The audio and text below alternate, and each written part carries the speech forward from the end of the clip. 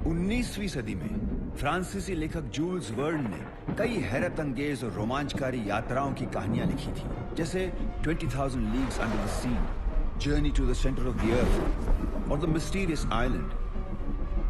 ज्यादातर लोग इन्हें काल्पनिक कथाएं मानते हैं, पर जूल्स वर्न के प्रशंसक ऐसा नहीं मानते। मूवी शुरू होती है। इसमें हम एक लड़के को देखते हैं जो बाइक पर भाग रहा होता है और उसके पीछे पुलिस भी लगी होती है। इस लड़के का नाम एंडरसन है। ये पुलिस से बचकर भाग रहा था। ये लड़का एक सैटेलाइट टावर में घुस गया था, इसीलिए उसके पीछे पुलिस लगी हुई थी उसको पकड़ने के लिए। आखिरकार पुलिस इस लड़के को पकड़ लेती है और उसके पिता को वहां पर बुलाती है। उसके पिता का नाम हैंक है। उसके पिता उसको वापस अपने घर पर लाते हैं। एंडरसन के पास एक मैसेज होता है जो कोड में लिखा हुआ था, और यह मैसेज उसे रेडियो सिग्नल के द्वारा मिला था, और इस मैसेज में रहस्यमय द्वीप के बारे में लिखा था। एंडरसन और उसके पिता दोनों मिलकर इस कोड वाले मैसेज को डिकोड करके उस रहस्यमय द्वीप के बारे में पता लगाते हैं। फिर ये दोनों बाप बेटे 3 बुक में 3 अलग अलग नक्शे थे। वो 3 अलग अलग नक्शे को मिलाकर उस रहस्यमय में द्वीप को ढूंढने में कामयाब होते हैं। फिर एंडरसन रहस्यमय द्वीप पर जाने की तैयारी करता है, तो उसके पिता वहां पर जाने के लिए उसको रोक रहे थे कि तू ऐसी जगह जा रहा है कि जहां पर ऐसी कोई चीज है ही नहीं, और जिसने इस रेडियो सिग्नल में मैसेज भेजा था उसका भी कोई हता पता नहीं है। फिर भी एंडरसन नहीं मानता, तो उसके पिता हैंक भी उसके साथ जाते हैं और दोनों उस रहस्य द्वीप पर जाने के लिए एक बोट ढूंढते हैं। फिर ये दोनों वहां पर एक बोट के कप्तान से पूछते हैं और जहां पर जाना है वो जगह बताते हैं, तो बोट का कप्तान वहां पर जाने के लिए मना करता है। ये लोग उसे $1,000 देने के लिए कहते हैं, मगर तब भी वो मना करता है। लेकिन तब पास में एक और कप्तान था। वो ये सुनकर इन दोनों के पास आता है और इन दोनों को वहां पर ले जाने के लिए तैयार हो जाता है। और इस कप्तान का नाम गेबेटो था, और ये बहुत मजाकिया किस्म का कप्तान होता है। ये किसी बोट का कप्तान नहीं था, बल्कि एक पुराने हेलीकॉप्टर का कप्तान था। ये दोनों बाप बेटे इस पुराने हेलीकॉप्टर को देखकर सोच में पड़ जाते हैं, क्योंकि ये हेलीकॉप्टर पुराना नहीं बल्कि बहुत ही पुराना हेलीकॉप्टर था। फिर उस हेलीकॉप्टर का कप्तान अपनी बेटी को बुलाता है, जिसका नाम कैलानी है। उसको देखकर एंडरसन चौंक जाता है। फिर यह चारों लोग, कप्तान, उसकी बेटी और दोनों बाप बेटे, पुराने हेलीकॉप्टर में उस रहस्यमय द्वीप पर जाने के लिए रवाना होते हैं। यह लोग जब समुद्र के बीचों बीच पहुंचते हैं तो उनके सामने बहुत बड़ा समुद्री तूफान नजर आता है, और इन लोगों को इन तूफान के अंदर से गुजरना होता है। ये लोग जब उस तूफान के अंदर से गुजर रहे होते हैं, तब इनका हेलीकॉप्टर उस तूफान में फंस जाता है। ये लोग वहां से वापस आने की बहुत कोशिश करते हैं, मगर इनका हेलीकॉप्टर क्रैश हो जाता है और ये चारों लोग एक अनजान द्वीप पर गिरते हैं। फिर ये लोग इस सुनसान आइलैंड से निकलने का रास्ता ढूंढते हैं। तब वहां पर एंडरसन को एक गुफा मिलती है। सब लोग इस गुफा को पार करके बाहर निकलते हैं तो सचमुच एक सुंदर और रहस्य आयरलैंड का नजारा देखने को मिलता है। ये लोग इस रहस्य द्वीप की सुंदरता देखकर दंग रह जाते हैं, और यहां पर छोटे जानवर बड़े हो जाते हैं और बड़े जानवर छोटे हो जाते हैं। फिर तब एंडरसन को वहां पर धुआं नजर आता है, तो एंडरसन समझता है कि यह धुआं उसके दादाजी ने ही जलाया है, क्योंकि यहां पर और कोई नहीं आ पाया, सिर्फ उसके दादाजी यहां आ सकते हैं। यह समझकर वह अपने दादाजी को ढूंढने निकलता है। सब आगे जाते हैं तो यह लोग बड़े बड़े पत्थरों के ऊपर से जा रहे होते हैं। तब एंडरसन के पिता का पैर पत्थर में घुस जाता है, तो उनका पैर गीला और चिपचिपा हो जाता है। तो एंडरसन के पिता समझ जाते हैं कि ये कोई पत्थर नहीं बल्कि ये किसी के अंडे हैं, और ये अंडे बहुत ही बड़े थे। ये लोग समझ गए कि ये अंडे इतने बड़े हैं तो अंडे रखने वाला जानवर कितना बड़ा होगा। तभी इन लोगों की नजर हरे रंग की छिपकली पर पड़ती है, जो बहुत बड़ी थी और अंडे के पास सोई हुई थी। ये लोग अंडे के ऊपर से निकल रहे होते हैं। तब गोबेटो जीज अंडे पर खड़ा था। वह अंडा टूटने लगता है और गोबेटो उस अंडे के अंदर गिर जाता है, और गोबेटो के अंडे की अंदर गिरने की वजह से पूरा अंडा टूट जाता है, और अंडा टूटने की आवाज से छिपकली जाग जाती है। ये लोग छिपकली से बचकर वहां से भागते हैं। छिपकली भी इन लोगों का पीछा करती है। सब जान बचाकर वहां से जंगल की ओर भागते हैं, मगर छिपकली भी इनके पीछे लगी हुई थी। आखिर में ये लोग एक जगह पर फंस जाते हैं, मगर वहां पर अचानक कोई छिपकली को बड़ी बड़ी लकड़ियां से मार गिराता है। आखिर में इन लोगों की जान बच जाती है, और तभी इन लोगों की मुलाकात एंडरसन के दादाजी से होती है, और इन लोगों की जान एंडरसन के दादाजी ने ही बचाई थी। फिर एंडरसन अपने दादाजी से मिलकर इन सब की पहचान करवाता है। एंडरसन के दादाजी इन सबको अपने हाथ से बने हुए लकड़ी के घर पर ले जाते हैं, और उन्होंने घर एक पेड़ पर बनाया था जो काफी शानदार लग रहा था। सब लोग यहाँ रात को सोते हैं और सुबह एंडरसन के दादाजी इन सब को लेकर एक शानदार जगह दिखाने के लिए ले जाते हैं। तब एंडरसन उस कप्तान की बेटी कैलानी को अपनी मन की बात करने की कोशिश करता है, मगर कैलानी एंडरसन के ऊपर ध्यान नहीं देती है। तब एंडरसन के पिता आते हैं और एंडरसन को सिखाते हैं कि किसी लड़की को पटाना है तो उसके लिए क्या करना चाहिए। तभी एंडरसन के दादाजी एक ऐसी शानदार जगह दिखाते हैं जो कभी किसी ने नहीं देखी।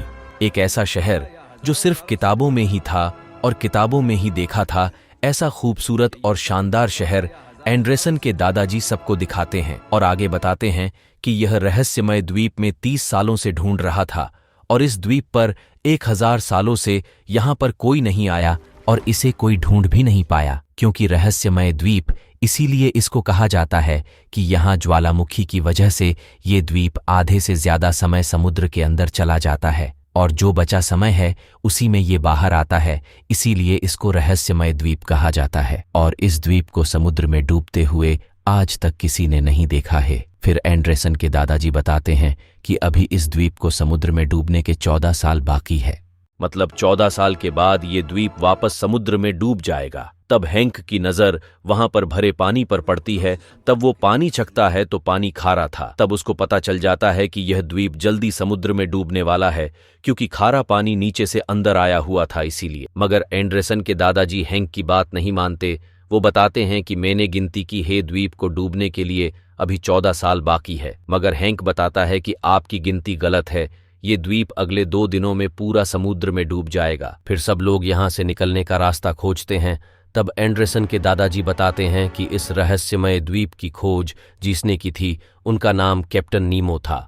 वो सबसे पहले यहाँ पर आए थे और उन्होंने यहाँ पर एक पनडुब्बी बनाई थी, और वो पनडुब्बी कहाँ है वो कैप्टन नीमो ही बता सकते हैं, जो इस दुनिया में नहीं है। सब लोग उसी जगह पर जाते हैं जहाँ पर कैप्टन नीमो को दफनाया गया था। वहाँ पर अंदर जाने के लिए एक गुफा थी, लेकिन इस गुफा में कोई जा सके उतनी चौड़ी गुफा नहीं थी। तब उनमें हेलीकॉप्टर का कप्तान गेबेटो की बेटी कैलानी जाती है। फिर कैलानी इस गुफा के जरिए नीचे कैप्टन निमो की समाधि तक पहुंच जाती है। कैप्टन निमो की समाधि में कैप्टन निमो की एक डायरी पड़ी थी, वो लेकर जब वापस आ रही होती है तब ज्वालामुखी की वजह से नीचे गुफा में पत्थर गिरने लगते हैं, तो किसी तरह कैप्टन निमो की डायरी लेकर बाहर निकल जाती है। डायरी मिलने के बाद सब लोग इस डायरी में देखते हैं।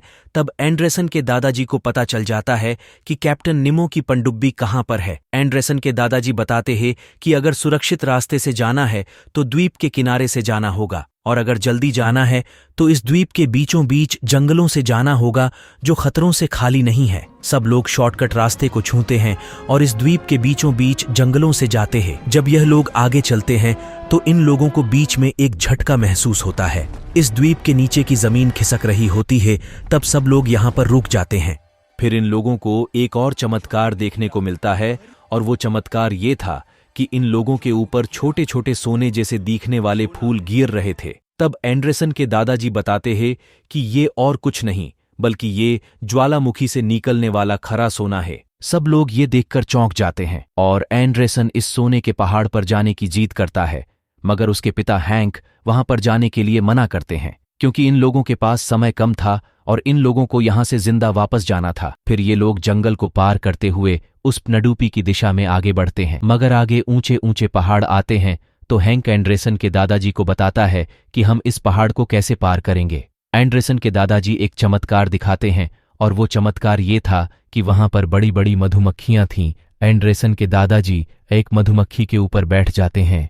ये देखकर सब लोग भी मधुमक्खी के ऊपर बैठकर इस पहाड़ी को पार करके आगे बढ़ते हैं। ये लोग उस मधुमक्खियां के ऊपर बैठकर आगे जा रहे थे और नीचे का सुंदर नजारा देख रहे थे। लेकिन तभी वहां पर मधुमक्खियां खाने वाली बड़ी बड़ी चिड़ियां आती है जो मधुमक्खियां के ऊपर हमला करती है, मगर ये लोग उस चिड़िया से बचकर झाड़ियां में से मधुमक्खियां को निकालते हैं और किसी तरह चिड़ियों से जान छुड़ाते हैं। मगर इस बीच एंडरसन को पर में चोट आती है। ये लोग वहां से चलकर आगे जाकर वहां पर रात गुजारते हैं, और दूसरी तरफ गेबेटो और उसकी बेटी कैलानी एंडरसन के लिए पानी ढूंढने के लिए जाते हैं। तब बीच में गेबेटो अपनी बेटी से पूछता है कि तुम्हें एंडरसन पसंद है, तो कैलानी मना करती है। कैलानी बताती है कि वो तो वापस जाकर अमेरिका में किसी बड़ी कॉलेज में पढ़ने के लिए जाएगा और हमारे पास उतने पैसे नहीं हैं।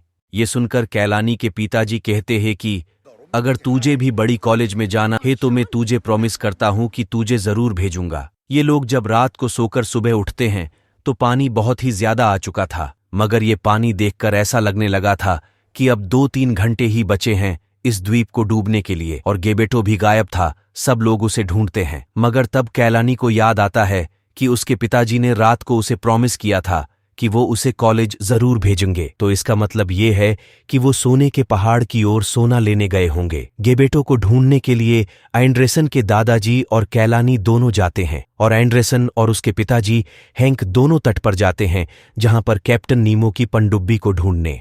फिर हम देखते हैं कि गेबेटो को एक सोने का छोटा टुकड़ा मिलता है तो वो उसे निकालने की कोशिश करता है मगर नहीं निकलता है। उसको निकालने के लिए उसके आसपास बहुत बड़ा गड्ढा करता है। तभी वहां पर उसकी बेटी कैलानी और एंडरसन के दादाजी दोनों आते हैं और कैलानी अपने पिताजी को समझाकर वहां से ले जाते हैं। दूसरी ओर एंडरसन और उसके पिताजी हैंक दोनों को कैप्टन नीमो की पनडुब्बी भी मिल जाती है। मगर वहां पर एक और चुनौती थी कि वो जब पनडुब्बी का दरवाजा खोल रहे थे तब वहां पर एक बहुत बड़ी ईल मछली इन पर हमला करती है। मगर ये दोनों किसी तरह उस पनडुब्बी का दरवाजा खोलकर उस पनडुब्बी में चले जाते हैं। और यहाँ पर एंडरसन के दादाजी, गेबेटो और उसकी बेटी कैलानी तीनों लोग बीच में रास्ता भटक जाते हैं और इन लोगों को आगे का रास्ता नहीं मिल रहा था, इसीलिए तीनों तट पर जाने का रास्ता ढूंढते हैं। फिर एंडरसन और उसके पिता हैंक दोनों उस पनडुब्बी में जाकर पनडुब्बी स्टार्ट करने की कोशिश करते हैं, मगर पनडुब्बी 140 साल पुरानी थी, इसलिए पनडुब्बी स्टार्ट नहीं हो रही थी। दूसरी ओर वो तीन लोग, उनको एक मकड़ी के जरिए रास्ता मिल जाता है और वो लोग भी आगे चलते हैं। और यहाँ पनडुब्बी चालू नहीं हो रही थी क्योंकि इस पनडुब्बी की बैटरी को चालू करने के लिए 1000 वोल्ट का इलेक्ट्रिक झटका देना था जो नामुमकिन था। इसीलिए हैंकिल मछली के जरिए झटका देने सोच रहा था, जो हैंक के लिए बहुत ही खतरनाक था, लेकिन उनके पास और कोई रास्ता भी नहीं था।